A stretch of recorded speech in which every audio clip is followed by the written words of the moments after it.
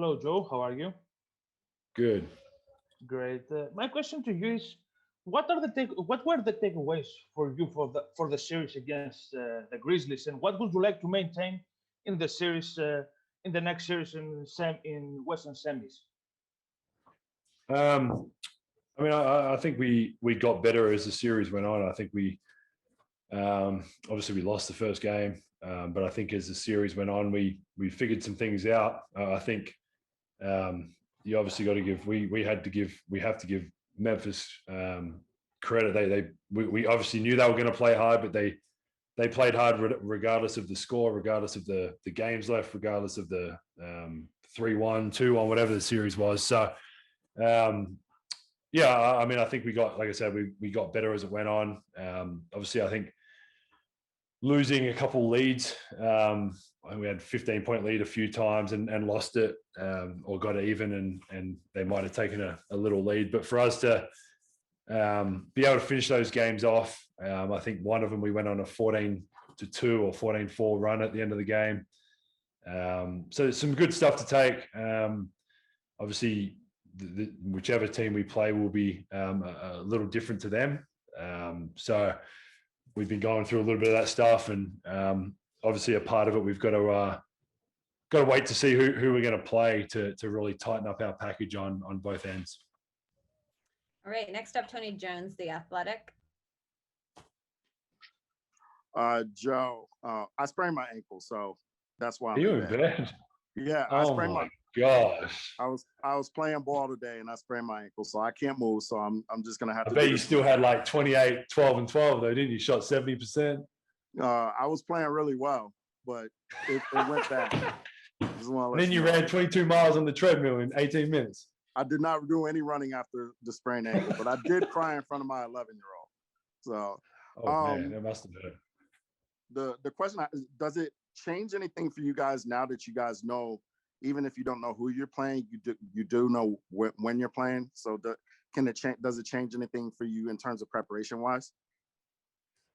Yeah, I mean, I think it gives us obviously an idea of a plan for these next few days. Obviously, we were kind of hanging on last night, waiting to see if we would be playing, I think, Sunday potentially, if that was the case. So, yeah, I mean, we're obviously going to come in today regardless. We'll probably be in here every day doing something. Obviously, the hard part is, like you said, kind of not knowing who we're playing. I think a lot of teams, you can take some things and regardless of who you're playing, there's similarities that you can kind of, especially in those two teams, there's some similarities that we can take and prepare for. But obviously, until we know exactly who we're playing, especially defensively, probably a little bit offensively too. But yeah, at least we know a day, which is nice, and we can kind of plan from here on out what that schedule looks like. Andy Larson, Salt Lake Tribune. Joe, kind of following up on that, would you rather do you like the long breaks in between series like you've had when this first couple times, or would you rather kind of like a 2 or 3 normal day break and then kind of know who you're going to play and prepare?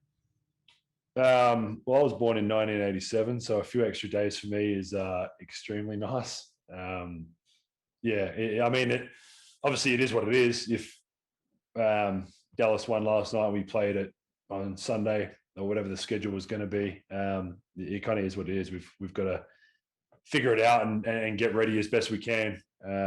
But obviously, it's out of our control and out of our hands. So yeah, I mean, I'll take an extra couple of days. I think it, if anything, it gives us a couple more days to recover, get better, like get as healthy as we can, shoot the ball more, work on some things as a team, regardless.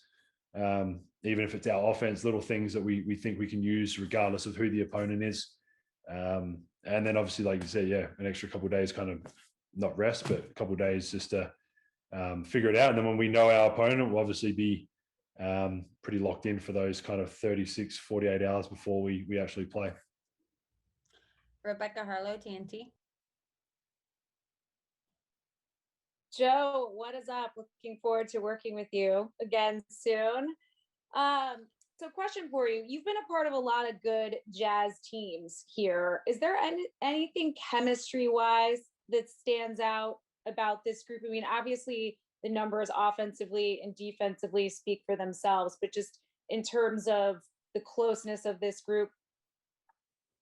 I think the best thing about having a close group and the group that we have and the relationships and all that, it really, like it genuinely just kind of helps on court. Like we've been in situations this year where JC's been playing really well and we're going to him constantly, and Donovan's not worried about that. Mike's not worried about it. It's not about someone trying to get their numbers or someone trying, like it's a matchup or whatever it is that we figure out is working. There's been games where Rudy hasn't touched the ball for the whole game because they are sitting on his roll or they're hitting him and he constantly rolls and stays flat and might do something silly every now and then, but majority of the time he'll kind of sacrifice himself for us to be able to get down and finish in the paint. So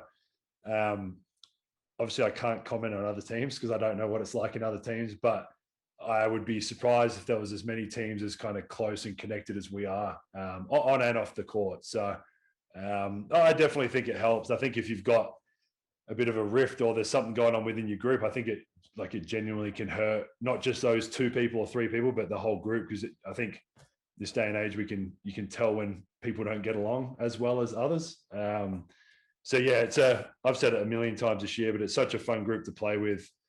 Like I said, on and off the court, we spend time. My wife had JC and George over last night for dinner, and just to be able to hang out with guys. They're genuine. Like they're just my friends as much as they are my teammates. Yeah, and I remember you talking about that with Jordan in the bubble. You know, after he came in later in the year last season, it was nice to kind of get to bond with those guys. It sounds to me, is it fair to say that there's more trust for you and this team with this Jazz team versus, you know, or maybe, I guess a lot of the parts are still the same, but is there more trust this year with this group? Is that part of why you guys are so successful? I mean, maybe there's more trust. I wouldn't say there wasn't trust in the past. Okay.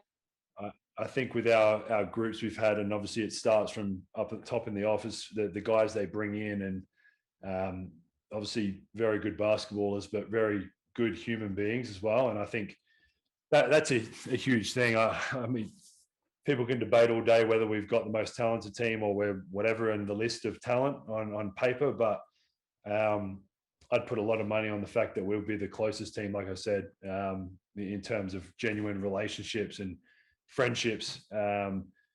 So I don't think I've been on a team, especially here, that hasn't trusted each other. But I think, and I think what we went through last year, just losing that 3-1 lead, and we went through a bit last year with Boyan's wrist being out, Mike being out at the start of the year for a little bit, and then Mike missed for his baby, and then we traded for JC, and there was a lot going on. And obviously, when at the end of the day, when you lose a 3-1 lead, it's pretty depressing for a few days. So I think we all took that on board, and I think we've used that not as motivation, but just knowing that we can. I mean, first of all, you don't want that to happen again. We definitely didn't want that to happen the other night, to give up a game, and use that as motivation, I guess, to push forward, and like I said, just not let that happen again, and whether that's built stronger kind of trust or relationships, then if it has because we lost, then I think we'll be better off in the long run for that. Yeah, it's funny. And last one for you, Joe, but you took the words out of my mouth. I was going to say, you know, being up 3-1 last year, I know that was hard on you guys, but what have you guys learned about the sense of urgency that maybe wasn't there last year that now you have, that is benefiting you in this playoff run because of that experience? Yeah, I mean, I don't think you want to live in the past too much, but that's a hard experience not to forget. Especially being in a bubble and what we did for 60 days or whatever it was in there with our families and all that. So I think it's something we haven't constantly talked about it, but I think it's come up a few times. Like it came up the other night when we were up 3-1, like, hey, let's just kind of finish this off and do what we need to do. And I also think, again, back to our team, we all pretty high IQ basketballers and players. I think we realize like it's in the back of everyone's mind. Like we know what we, I guess, didn't do last year. We know how we could have won that series for XYZ reasons.